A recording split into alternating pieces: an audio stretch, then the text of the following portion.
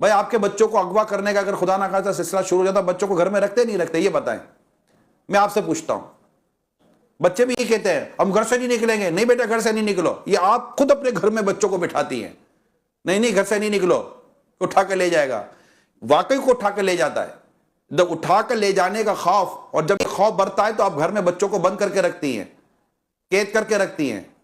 یہاں بچے کو قید کرنا پرندے کی طرح پنجرے میں ڈالنا نہیں ہے، ان کو کسی فتنے سے بچانا ہے۔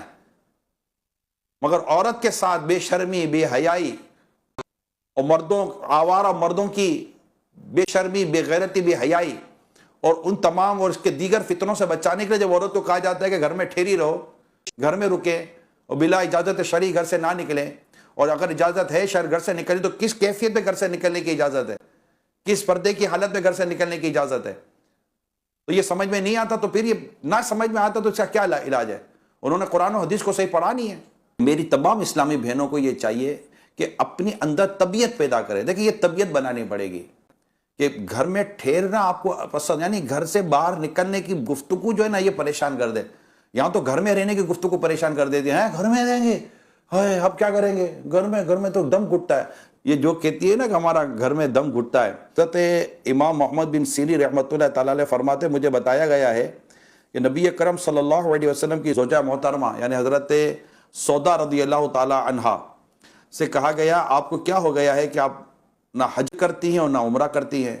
انہوں نے جواب دیا میں نے حج بھی کیا ہے اور عمرہ بھی کیا ہے، اور اللہ پاک نے مجھے حکم دیا ہے کہ میں گھر میں رہوں، اللہ کی قسم میں دوبارہ گھر سے نہیں نکلوں گی۔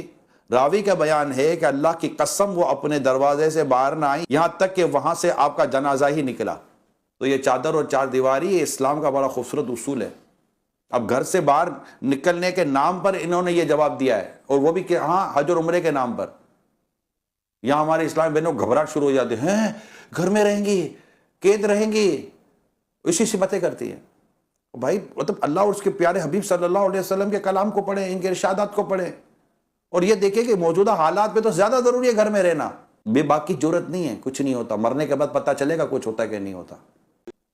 یہاں تو ماحول بڑا عجیب و غریب ہے، یہاں تو یہ باتیں کرنے والے کے لیے لوگ باتیں کرتے ہیں کہ یہ دیکھو اسلام یہ نہیں کہ اسلام گھر میں کوئی عورت کو جیسے پرندے کو پنجرے میں بند کر دو تو پنجرے میں بند کرنے کی بات ہو رہی ہے۔ آپ کو کوئی جانور وغیرہ سمجھ کے نہیں کیا جا رہا، پرندہ سمجھ کے نہیں کیا جا رہا، یہ سمجھانے کے لیے کہہ رہا ہوں۔ بھائی گھر میں اگر انمول چیز ہے، ہیرا ہے، کوئی سونا ہے، تو اس کو گھر میں حفاظت کے ساتھ لاکرز میں رکھتے ہیں یا کھلا رکھتے ہیں کہ یار کوئی لے نہ جائے؟ عورت کی مقام و مرتبہ ہے، ضروری ہے کہ اسے اسی طرح محفوظ انداز میں رکھا جائے۔